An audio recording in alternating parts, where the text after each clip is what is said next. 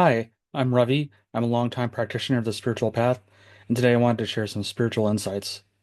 So the topic I was thinking about today is does spiritual mean rebelling against or dropping out of the structures of the modern world, or is it more spiritual to somehow conform to the world and thrive spiritually within it? I think this is a big source of tension for people. How do you manage the demands of spiritual practice against all the pressures of the modern world, the job pressure and financial pressure, social pressure, political pressure, all these different pressures that the modern world presents us with? And there's a tendency to think that there might be some more spiritual life that's kind of divorced from the modern world and some sort of retreat or ashram or some sort of more peaceful situation than the one we're already in.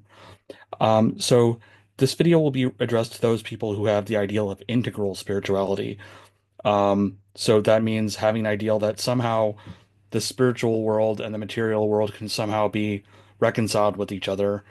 That there doesn't need to be a contrast between these things.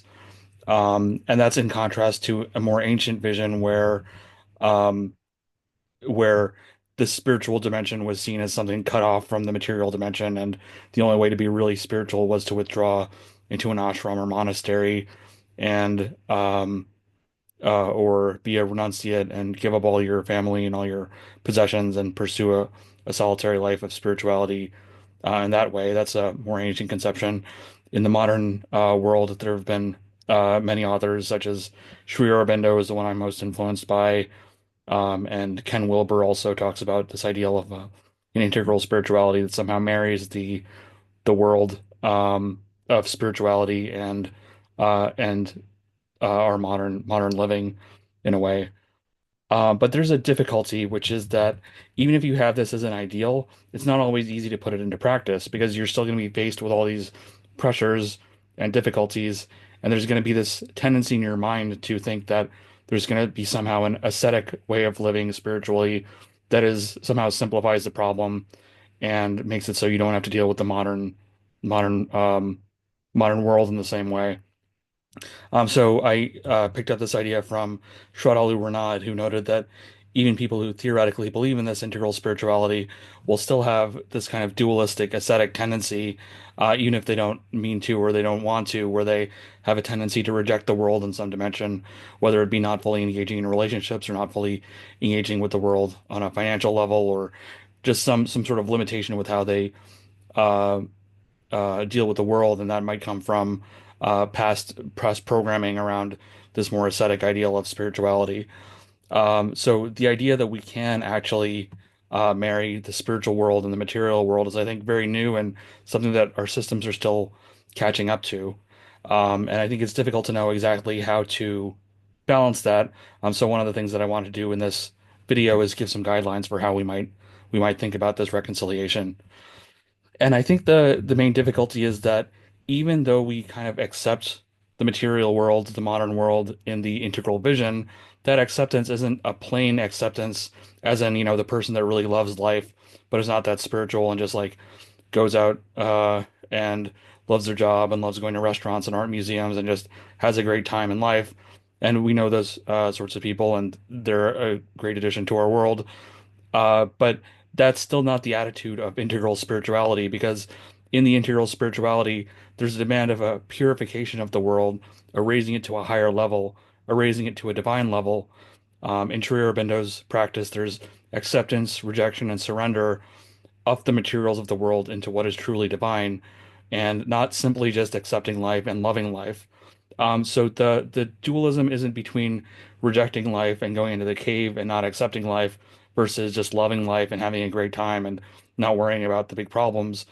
Integral spirituality is actually a third, more subtle position where you engage with the world, love the fullness of the world, take the full aesthetic pleasure and enjoyment of the world while still raising all the materials of human nature and life to a divine level through your critical judgment, through your integral uh, alchemy, really, of the materials of your consciousness to be able to raise it to this divine level. So it's a remaking of the world in an image of the divine and not simply an acceptance of the world as it is. So again, it's a much more difficult and subtle position, than simply saying, I'm gonna accept the world or I'm gonna reject the world. And the usual dualism is not really what it's about. It's a higher and harder position. So the balancing is in practice really difficult, and I've noticed in myself, struggles with this dualism and with this trying to find this third position as well, with kind of refusing to accept the structures of the world and my struggling with finding the world of careers, navigating that world. And in just about every spiritual seeker that I talk to with the integral ideal, even those who deeply accept the integral ideal, there's been some conflict around this dualism. So I think one of the things that confuses us is that the spiritual ideal that's been given to us from the latest wave of kind of Western spiritual integration is from the 1960s counterculture, and that corresponds to renunciation of life. So the hippies tuned in and dropped out and go away from the corporate world, and so now we're descendants of the counterculture era. So the default kind of pattern that's been beaten into us is that, if you want to really be spiritual, you have to drop out of this corporate world to have your true spiritual life, and go to yoga retreats to do stress and maybe have a career in yoga, and that's the only way you can integrate with the world. And that leads to a very kind of cloistered understanding of the world. If every spiritual person is doing some sort of yoga or psychotherapeutic work, there's still all this range of experiences of life that need to be kind of engaged with in yoga.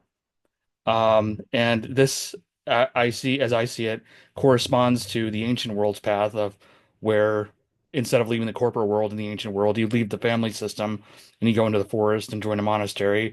So that maps perfectly onto the world of leaving the corporate job for the yoga retreat. It's kind of the same kind of counterculture renunciate world. So even though we've created the world, we have a integral ideal. We still don't have those new spiritual paths of what it looks like to engage spiritually at the highest level, while still being engaged in the world. So all of us with an integral spiritual ideal are kind of working it out for the first time as we go along. So on the other hand, if it's not about being countercultural and rebelling against the world and quitting your corporate job, then what does that mean? Does accepting the integral life mean just getting a normal job and following the standard tracked institutional paths like everybody before us? And I think that way also has the risk of kind of gaslighting the soul. There's a possibility of corruption of integral spirituality. If you say that, what's really spiritual is just to follow the normal path and be spiritual within that, well, it's possible to like gaslight your soul by thinking that, you know, I have to be spiritual by just following the societal expectations and just doing my inner spiritual work within these expectations. And you could neglect the call of your soul because you think you have to follow the normal path just to be this integral. You confuse the normality and social expectations with the true spiritual integrality and the fullness of the soul. So I've known people who kind of get this argument from a parent or authority figure and kind of get gaslit by thinking that, you know, this confusion between, um, yeah, again, the normal societal accepted path versus the true spiritual integral path. And the difference there is again the animation, the burst of passion that comes from the soul. So I guess what we're led to here is, again, as in so many other things in the spiritual domain, the number one rule is that you really have to follow the dictates of the soul, and only the soul can tell us what the integral spiritual path looks like. We don't really know a priori that the integral spiritual path is working a corporate job. We don't know that it's dropping out of the corporate job. There's no book that's going to tell us, the soul says it's only the soul that's going to tell us what the exact path to thread through the world is going to be to follow our integral path.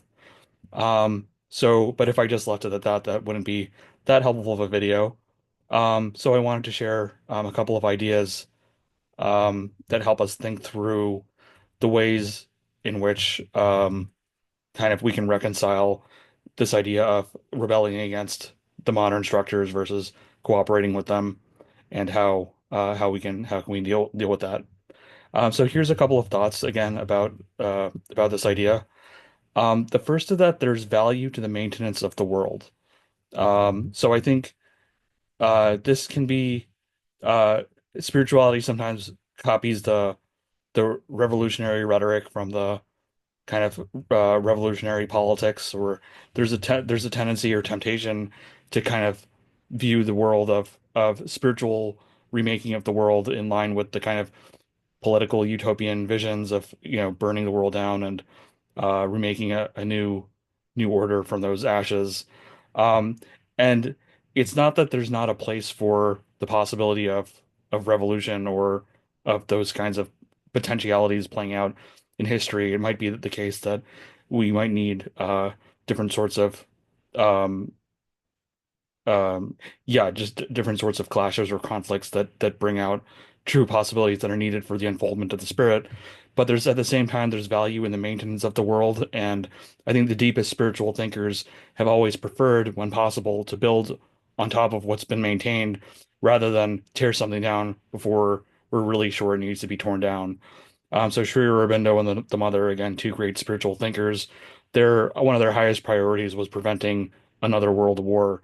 So they really didn't want World War II to happen, and they did their best spiritually to kind of to fight that while it was going on. They put their full kind of support behind um, the Allies in the World War II, and after that, we're really concerned that World War III doesn't break out, and did everything they can to stabilize the world from having another World War III, because they always felt that the best preparation for the next level of spiritual evolution that they could bring down would not be a world where we kind of go back to the Middle Ages and lose all this advanced technology and advanced social structure and have to rebuild it all from the scratch, from the towns or from even from the caves, but rather it would be a better base to build it on top of this relatively um, relatively sophisticated social structures, structures of public education, structures of ideals of rationality and things like that.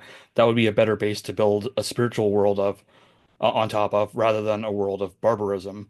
Um, so just as we want to maintain the world, there's value in doing the tasks that need to be in place to maintain that world. So there's value in being a public school teacher. There's value in being a firefighter. There's value in being someone who works to maintain this social order as it's been going on. Again, that's not to say there's no value in being a protester or being working to radically remake the world. Those are also valuable roles.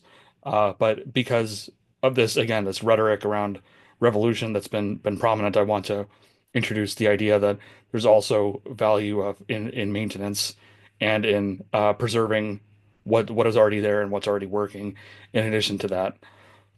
Um, so a second point, second insight is that at the same time, progressive values and thinking are needed at pretty much every position and corner of the world.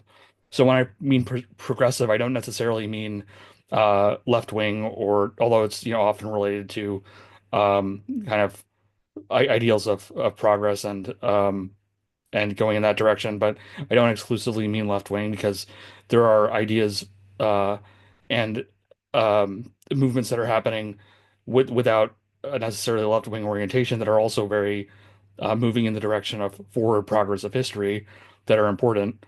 Um, so what I mean by progressive values and thinking is things like it's becoming mainstream to, for example, want to um, thinking around remote work, for example, thinking around the need to clean up our food system, the need to um, have systems that support the rebuilding of families, all these different possible areas of societal growth and potential do need progressive thinking and people to implement that progressive thinking as part of the unfoldment of the process of history. Um, so, and at different stages of history, progressiveness have meant different things. So, when we first got office jobs, that actually seemed like a very progressive thing to not have to work in the farms all day, but we could actually work in comfortable offices instead of that. And now we're kind of tired of the office job culture. And so there are all these possibilities of internet side hustles and coaching programs and alternate school systems and things like that. So now that's the progressive edge, but you can actually participate in the most progressive edge of history that feels right to you without needing to feel that you need to participate in the legacy system that that doesn't work for you. So there's what my point is that there's a lot of possibility for working with progressive ideas without without holding up legacy systems that don't feel relevant. So to continue with that, there's my third insight is consider the sheer number of options. And what I mean by that is that it might not be that you need to kind of revolutionize the world. It might just be that you need to consider all the options that you have within the structures that are available today that might not have been available at an earlier stage in time. So if we're living in a farming-based economy in the year 1000, and the only option that you have is to participate with your extended family in this kind of 12-hour a day farming operation or pursue your spiritual life in a monastery, that's a very rigid binary choice. And it might be that the only spiritually aligned choice you have is to go to the monastery. So you have only two choices, and only one really allows for development of your growth. So you choose the one that has development for the soul, and that means there's kind of this dualism between the world and spirituality. But today there's a really vast variety of ways that you can kind of build a life and make money. And it might not be that it's about, I have to work 80 hours a week for the man versus I drop out and I go to an ashram. There's all these different things you could do. There's different flexible work arrangements or different entrepreneurial arrangements, more different jobs now than there have ever been because of the internet and technology. Just a vast array of possibilities that weren't there in the past, so that it doesn't need to be necessarily as strict of a binary between following the world versus dropping out of the world for spirituality. That dualism may have in part been a result of the material conditions that were in place at the time and not necessarily reflect a spiritual truth. So again, to find spiritual alignment, it's just kind of the same process that you go through to find a career and relationship structures that work for you by trying different things and finding the right niches for yourself. And then you can build a life that feels spiritual aligned without needing uh, to kind of cut yourself off from the world. My fourth insight is there's a sense in which the world is not yet an expression of the divine.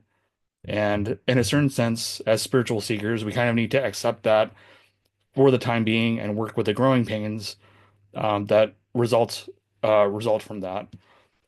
So this is kind of a spiritual adulthood or spiritual realism that yes, the world is actually there are these differences and structures between how the world is now and how it might be under a kind of divine unfolding, and that gap might involve a certain degree of pain that we need to kind of learn to deal with spiritually in order to progress.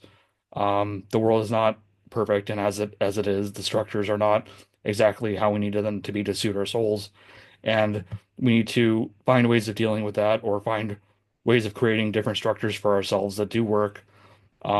And yeah, the process of spiritual growth at this time is negotiating that gap between the structures that are there in place now and the structures that will be in place in the new world in the future.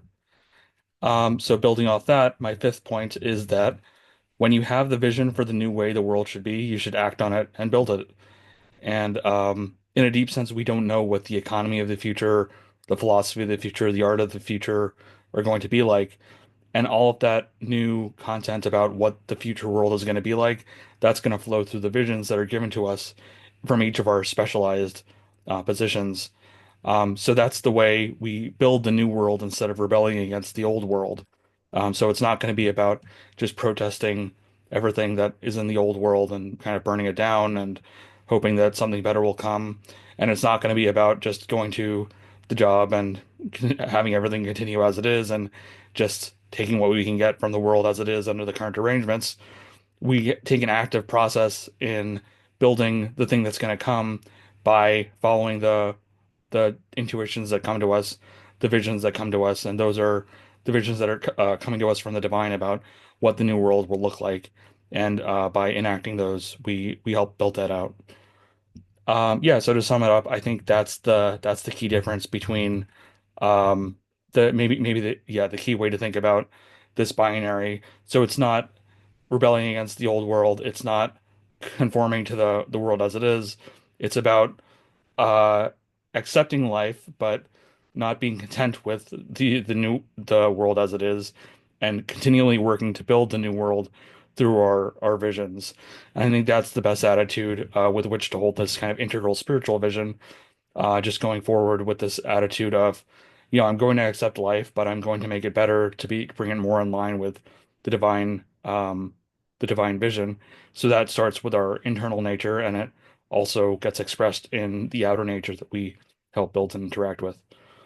So I hope this was insightful for helping to think about and negotiate the world as an integral spiritual practitioner. Yeah, if you enjoy this, please like and subscribe. I'll be posting more insights like this every week. Yep, thanks a lot.